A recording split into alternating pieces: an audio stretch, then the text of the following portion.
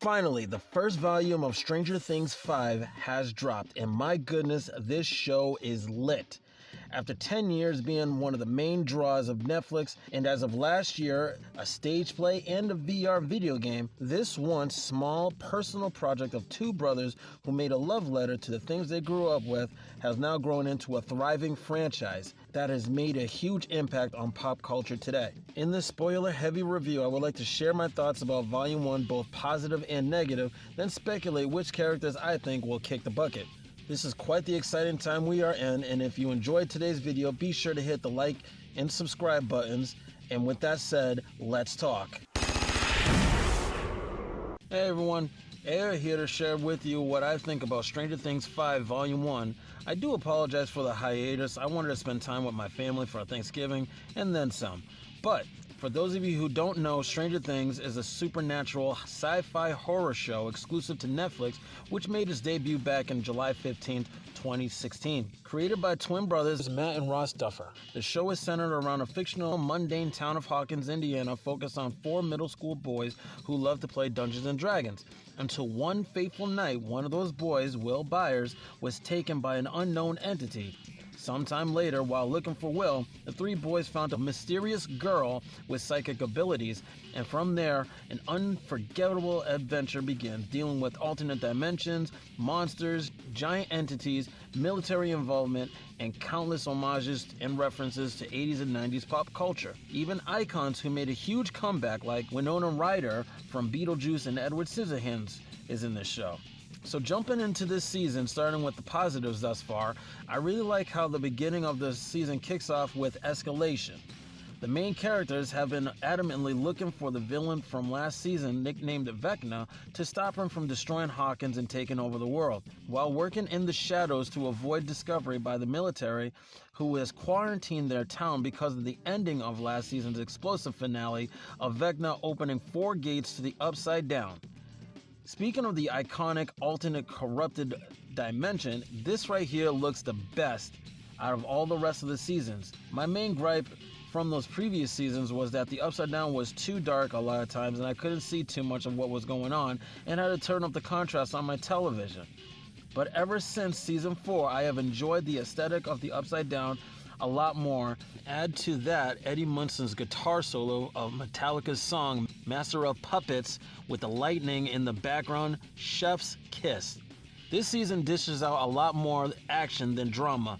We've seen the arguments between characters and where each one of them stand for and where they're at in previous seasons, which seems to be mostly resolved except for Dustin, who is still grieving the loss of Eddie Munson, which is putting a strain on his relationship with Steve Harrington. What can I say? I love seeing violence between guns and monsters with minimal background music. And then seeing Vecna's big reveal of his upgraded body, which is more akin to his Dungeons and Dragons counterpart, with more of his skeleton showing underneath the living vines that encompasses all around him.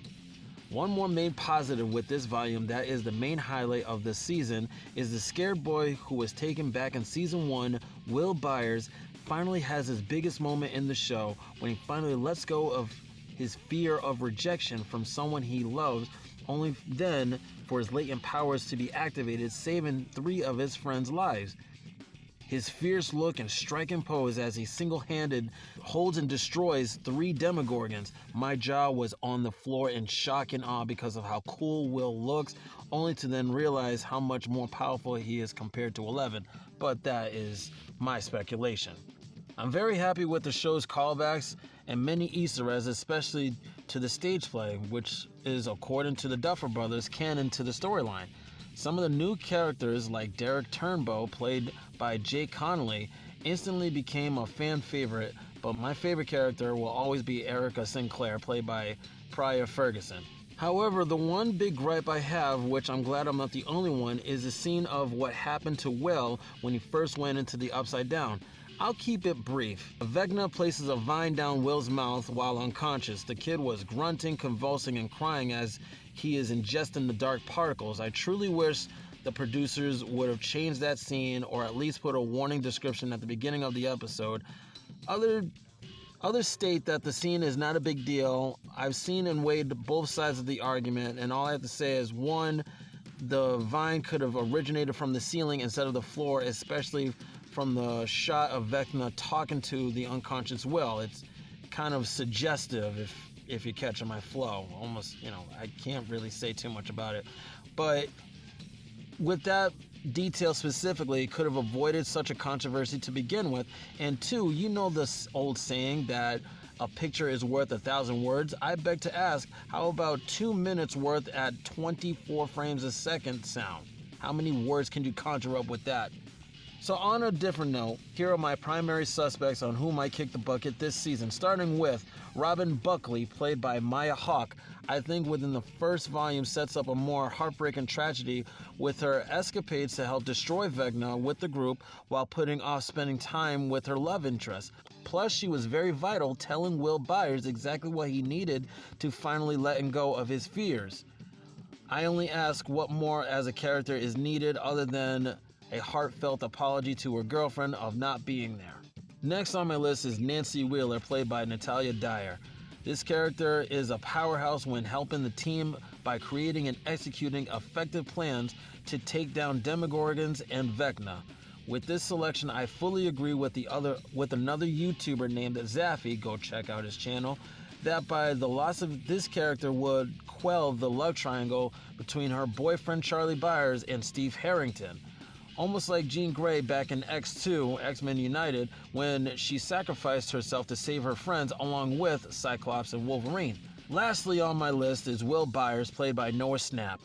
Almost like Iron Man in the MCU, the show's main event started with his disappearance, and with the character arc of the scared kid unsure of himself now having powers, which I stated earlier is one of the best moments in this show, besides Eddie Munson shredding that guitar in the Upside Down. I think specifically, Will should have a heroic sacrifice that would end Vecna and the Mind Flayer. That would be poetic and heartbreaking. Other than that, fans all over the world, including myself, eagerly await this Christmas for Volume 2 to release. And as for Volume 3 releasing not only on Netflix, but a limited 350 theater release for 2 days here in the US, and as of this morning, Forbes reports that there are large-scale crashes across a number of different ticket websites. But let me know what you all think in the comments down below. Thank you for your time. I'll see you guys in the next video. Have a good one. Peace.